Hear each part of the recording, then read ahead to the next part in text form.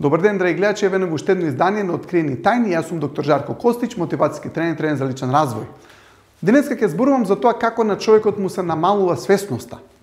Гледате, свесноста е будноста. Колку сме по-свесни, толку по-сме присутни во моментот. Колку сме по-присутни во моментот, поубаво ние. Знаете, присутноста на моментот е многу важна работа, поради тоа што сме присутни во моментот ни прави да имаме убаво искуство. Замислете, некој човек се наоѓа некаде на некој многу убаво место, некој многу убава плажа, на некој многу убав локал. Ама е цело време со некои негативни мисли, цело време со некои проблеми, цело време нешто прави прекумерно размислување. Тој не е во моментот.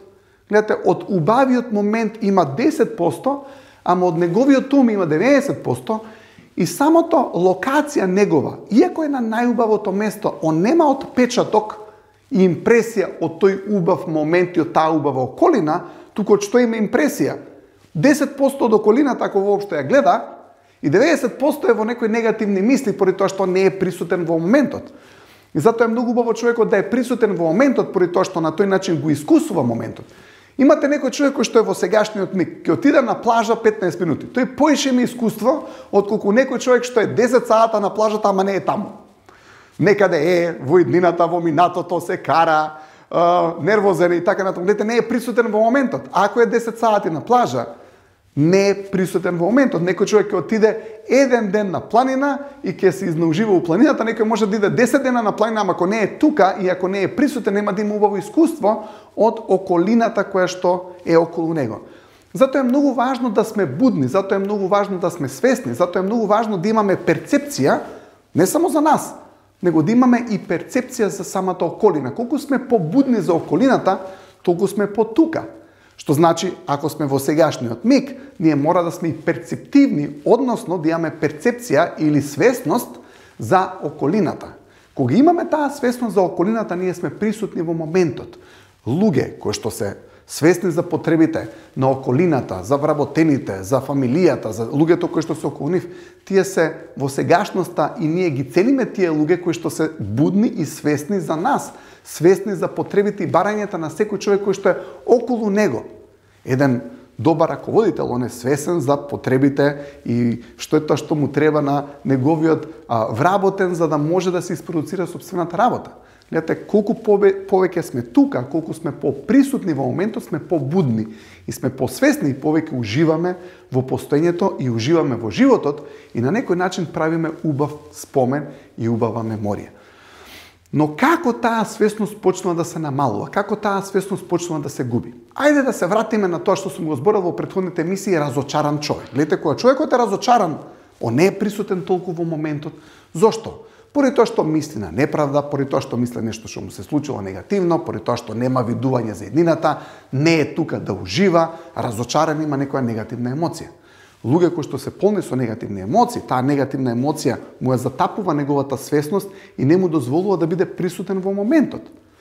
Но гледате, кога имате некој човек кој што не сака да соочува работи пред него, имате можеби некој човек кој што треба да се соочи со некој друг човек и да направат разговор, да направи муабет за нешто. Или можеби имате некој човек кој што знае нека некој друг човек направил нешто што не е позитивно, што е негативно, го засега него, треба да го искомуницира, ама он почнува да го избегнува тој момент. Видете, соочувањето бара да сме присутни во моментот. Е сега човекот кој што не сака да се соочи, да го направи тој непријатен разговор за да се реши тој проблем, он почнува да го избегнува тоа, да избегнува, например, комуникацијата и почнува, народски речено, да искористам народски жаргон, се прави на 3,5, успари се прави несвесен дека некој проблем воопшто постои и почнува да избегнува соочување и да го реши самиот проблем. Кога има некој човек пред него нешто кое што треба да го соочи, ама го избегнува, неговото решение е да се ја затапи свесноста и да се прави несвесен со сила дека уствари нештото не постои, за да не се соочи со тоа, за да го реши. Затоа што гледате, кога човекот се соочува да реши нешто, што се вклучува прво? Болка, може да се вклучи и страв, но потоа ја снемува болката и стравот. Ако човекот сака да се ослободи од болка и од страв, он прво мора да се соочи. Соочувањето што прави? Ја вклучува болката и стравот, ама после тоа ја снемува болката и стравот. Сега човеков наоѓа у наводници решение кое што не е решение, да ја намали својата свесност, за да не примети дека има уствари проблем. Ете, тоа несоочување му ја затапува свесноста. И он вели дека уствари нештото не постои. Сега, ако нештото за него не постои, тогаш тој си ја намалил својата свесност. Проблемот постои, ама он не сака да го види. Сега, имате луѓе кои што неодговорните луѓе ги тераат да види дека уствари он може да биде подобар. Но тој кој што е неодговорен, фактички кој што не сака да се соочи со многу работи, неговата неодговорност го тера да не се соочува. Кога човекот ќе превземе одговорност, он мора да се соочи со животот, со предизвиците, со решавање на проблемите и така натаму. Зошто? Затоа што превземал одговорност, со друго значење превземал живот. Но ако човекот избегнува одговорности и се повлекува од животот, фактички се намалува собствената свесност. Секој човекот кога ќе исчекори надвор од комфорт зоната, прво имаме страв, ама има живот, и има поголема свесност, има поголема будност, неговиот ум се шири. Исто како кога човекот оди во теретана, он го зима тегот, не му е пријатно, ама после тоа мускулот се зголемува. Исто е со животот и постоењето. Човекот има предизвик, има проблем, го соочува, го решава, свесноста се зголемува. Ако влезе човек у теретана и ги избегнува теговите, ништо не се случува. Следствено на тоа и во животот, ако човекот ги избегнува предизвиците, проблемите, идењето напред, како да реши нешто, ако сака да се повлече од сето тоа, решението му е да нема одговорност, да намали свесноста, и после што се случува околината му е крива. Зашто? Поради тоа што тој не ја подобрува околината, он не ги наоѓа решенијата за проблемите, се повлекува и после тоа станува околината крива, а он фактички има оправданија. Гледате, кога човекот има некоја неодговорност, он секогаш има оправдание. Но што прави оправданието? Оправданието повторно ја намалува свесноста. Сте видели некојаш човек неодговорен е за нешто, за да избегне собствена одговорност, он ќе се оправда, со други зборови што вика, околината е крива. Гледате, околината за него е крива, он не е крив, он не преземал одговорност и затоа сега има проблем со околината. Но ако он превземе одговорност и он стане причина да го реши сето тоа што е пред него, да он на почетокот ќе има нелагодност, но ќе има и свесност. Поради тоа што гледате, тука е болката. Кога човекот ќе помине низ таа болка и страв, од другата страна има поголема свесност. А ако е тука болката и стравот и он сака да се повлече, болката и стравот секогаш ќе биде околу него и он секогаш ќе го чувствува тој страв и секогаш ќе се повлекува и никогаш нема да има живот, поради тоа што му е страв да искуси малку болка или страв или што и да е. Ако човекот е неодговорен за другите сфери и мисли дека е одговорен за себе само, исто така се намалува собствената свесност, затоа што ние кога ќе направиме нашата околина подобра и делуваме да ја направиме да биде најдобро што може да биде, зар ние не се чувствуваме повредни, се цениме себе си повеќе и на тој начин уште ни е полесно да го соочиме животот. Но ако човекот не делува да подобри нешто околу него, неговата вредност за себе не може да биде најголема. И на тој начин, ако вредноста за себе, човек кој што се себе негира, себе понижува, тој фактички исто така не е присутен во моментот, себе негација, себе понижување, не е нешто кое што го прави човекот да биде тука. Друго нешто што сакам исто така да кажам. Гледате како човекот може да си го промени животот на полошо. Ако некој човек направи болка на некој друг во околината, он ќе го оправда тоа можеби. Но тоа ја намалува неговата свесност. Намалената свесност обично го тера да носи погрешни одлуки, затоа што има намалена свесност. Со таа намалена свесност, он носи некоја погрешна одлука. Врз база на таа погрешна одлука он прави погрешна акција и каде доаѓа во животот? Во некое ќорсокаче, од каде што му е тешко да излезе, ама кој го наместил него во тој ќорсокак? Он сака да каже дека е животот, ама тоа уште повеќе го прави несвесен, поради тоа што пак ќе окрива околината. Он не сваќа дека врз база на својата неисправна одлука превземал акција која што го донела во ќорсокак. Ако човекот почнува да носи поздраворазумни одлуки, етични, за доброто не само на него, него и за едноставно како да направи да се чувствуваат и многу други нешта околу него добро, Тој човек на тој начин ја шири својата свесност. Кога ја шири својата свесност, он се чувствува уште побаво. И на тој начин носи уште подобри одлуки. И тие подобри одлуки го тераат да носи подобри акции. Сега, кога човекот врз база на добрата одлука направил добра акција, он ќе дојде на некој убав булевар со палми, во некоја убава плажа. Гледате, фигуративно зборам, во животот дошол на некој убаво место. Зошто? Па поради тоа што ја следал добрата одлука. Не ја следал себичната одлука. Не се повлекол во животот. Се соочил со различни нешта и на тој начин дошол во едно постоење во неговиот живот кој што е убаво. Гледате, ако човекот носи погрешни одлуки и деглува врз база на погрешни одлуки, ќе заглева во некој подрум каде што има мувла и каде што има неубави нешта. Ама ако носи исправни одлуки и ако прави исправни акции кои што се во согласно со правилата, честноста, етиката, он ќе дојде на некое ниво каде што е на некоја прекрасна зграда со најубав поглед, со убава тераса и интериер на неговиот стан кој што станува. Ама сето тоа зависи од тоа дал доносиме мудри одлуки, дал го следуме разумот, затоа што некојаш луѓето се емотивни, врз база на некоја негативна емоција не ќе донесат одлука, ама врз база на таа негативна емоција, ако човекот донесе негативна одлука и делува, он после тоа ќе се извинува, ќе се кае и така натаму. Но и тоа е добро да се извини, да се покае, поради тоа што на тој начин он се растеретува од негативноста која што он ја искреирал. Ако човекот не ја превземе одговорноста, замислете имате некој човек кој што постојано греши во животот. Тие грешки ако не ги коригира и ако не превземе одговорност на него, не му се враќа свесноста. Човек кој што постојано греши во животот и цело време инсистира дека е управо, тој ќе продолжи да греши. Тој човек нема контрола. Ако некој човек не признае дека сгрешил, тој човек е целосно во неконтрола во сопствениот живот, а особено па ако се заинати дека е управо, без разлика дека он уствари укриво, он ќе продолжи да ја крира истата грешка. И што ќе се случи? Ќе дојде во неповолна ситуација во неговиот живот. Не му зборат луѓето, не му зборат најблиските, се скарал со сите и он мисли дека е управо. Како може да човек управо ако е со сите скаран? Не постои, обстанокот не му е најдобар. Но имате и такви ситуации каде што луѓето врз база на негативна емоција делуваат. Немојте да носите одлука врз база на негативни емоции. Затоа што негативната емоција ќе ве натера да донесете негативна одлука и негативна акција. Поубаво е да помине негативната емоција, зашто негативната емоција го руши разумот. Гледате, имате емоции кои што го рушат разумот. Лутина, непријателство, страв. Тоа се работи, неразумен страв. Тоа се работи кои што не ја поддржуваат свесноста.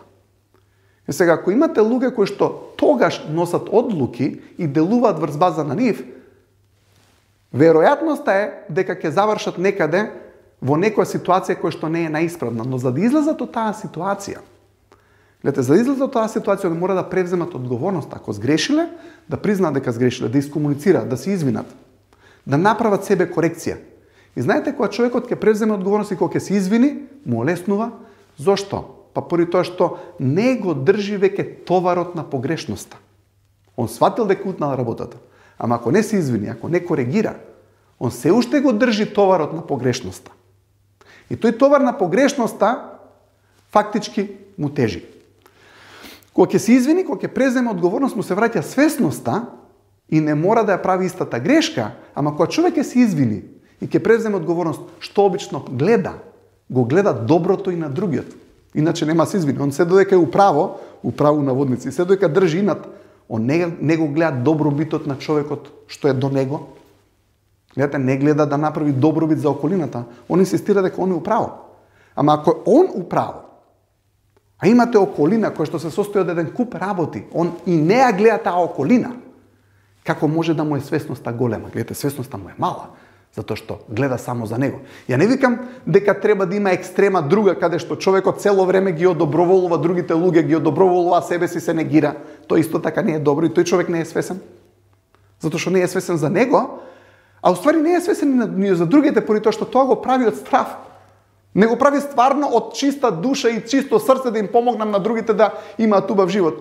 Но, ако одоброволува цело време, и ако цело време е премногу сервилен на другите луѓе, а себе се негира, тој човек е у страв. И исто така не е свесен. Но оној човек кој што е свесен за себе и си има свои ставови и си го знае својот пат и при тоа помага на околината и тие да победат во нивните цели и во нивните напори, тој човек е свесен. И тој човек, поради тоа што не само што го има доброто за себе, него гледа како може да помогне на околината, тој човек има поголема сфера на свесност. И тој човек обично се позиционира себе си во подобра ситуација во неговиот живот, отколку некој кој што е несвесен. Но поентата ми беше мораме да ја зачуваме свесноста. Како? Со тоа што ќе правиме добрина за нас и добрина за другите луѓе. На друг начин како да ја зачуваме свесноста? Да се соочуваме со оние нешта кои што треба човекот да ги соочи. Може би е некој разговор кој што е тежок. Направете го. Може би е грешка, сте направиле некоја грешка, па треба да ја се извините, да ја коригирате. Направете го тоа. Поради тоа што тоа ќе ја врати свесноста. И ако човекот негира дека треба да се извини или негира дека треба да се соочи со нешто и решението му е да се повлече од тоа, он на некој начин ја намалува сопствената свесност. Но ако човекот ја намали сопствената свесност, врз база на таа помала свесност, он ќе донесе погрешни одлуки, затоа што одлуката доаѓа од свесноста. Знаете, и самата едукација фактички не вади надвор од темнината на несвесноста, затоа што секоја едукација го зголемува умот, го проширува умот, било кој податок ако човекот добие. Што се случува со неговиот ум? Се зголемува. Затоа едукацијата го подобрува квалитетот на животот, поради тоа што исправната едукација со исправни податоци, затоа што имате и податоци кои што не значи дека се точни, но ако човекот собере исправни релевантни податоци за неговата сфера, за неговата професија и генерално за животот, он со таа едукација станува посвесен и помудар и на тој начин со таа едукација носи подобри одлуки. Тие подобри одлуки прават подобри акции и тие подобри акции го носат во подобра позиција во неговиот живот на оној убав булевар со палми или некаде некој убава плажа или некаде некој убаво планинско место кое што сака и преферира во неговиот живот, ама дефинитивно нема да биде во некој подрум каде што мириса на мувла и каде што има темнина. Затоа што гледате, кога човекот делува согласност на позитивните одлуки и делува согласност на позитивните акции, тој не може а да нема добар живот. Знаете, кога човекот фактички подобрува било што околу него, он ќе си го подобри животот.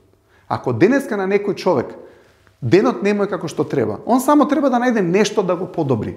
Дал ќе исчисти собата, дал ќе се исчисти колата, дали ќе отиде у канцеларија и ќе ги заврши за останатите работи кои што требал да ги заврши. Гледате, ако човекот најде нешто денеска што ќе го подобри, ќе му се подобри неговиот живот, ќе му се подобрат неговите мисли, ќе му се подобри неговото расположение. Не вреди човекот да седи и да кука дека нештото не е добро, поради тоа што секогаш може да делува да ја направи неговата околина подобра. Ние живееме во некоја околина. Ако ние не сме задоволни со таа околина, можеме да чекаме некој да ја промени околината за нас. Во тој случај ќе се изначекаме веројатно, но или ќе се изначека кој да чека. Ама ако тој делува да ја направи околината подобро, има по-позитивна енергија, има по-конструктивна акција и со самото тоа што ја подобрува околината, тој дава вредност на околината, затоа што ја прави да е поубава, посјајна, поквалитетна.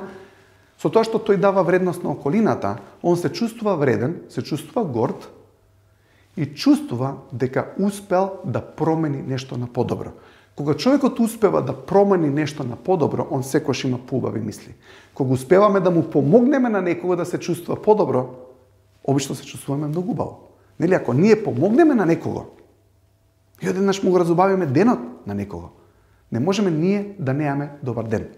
Така да, потребно е само да носиме добри одлуки, потребно е да помагаме на околината, потребно е да сме вредни за околината и на тој начин не само што ќе имаме убав живот, него ќе се зачуваме нашата свесност и на тој начин сме обезбедени до некаде да дојдеме во добра позиција во животот. Поради тоа што во каква позиција сме во животот, зависи од какви одлуки носиме.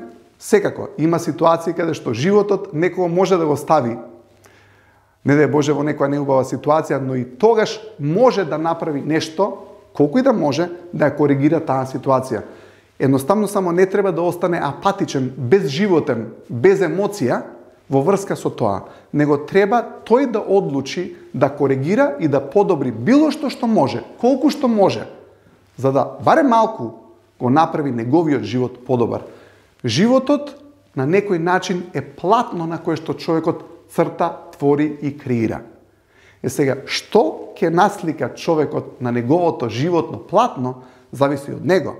Некогаш човекот нема мотивација, но и тогаш мора да има дисциплина, сепак да ја земе четката и да твори. Поради тоа што имате ситуации каде што некој уметник чека да биде мотивиран, но ако е дисциплиниран и ако почне да креира и да твори, мотивацијата обично и доаѓа. Убавината на денот сепак зависи до нас. Ако ние направиме денот да биде поубав, поквалитетен со тоа што нештото ќе го подобриме, ќе го направиме поквалитетно, имаме поубав, подобар ден со поквалитетни мисли. Ви посакувам преубав, квалитетен викенд. Се гледаме повторно за една недела. Пријатно!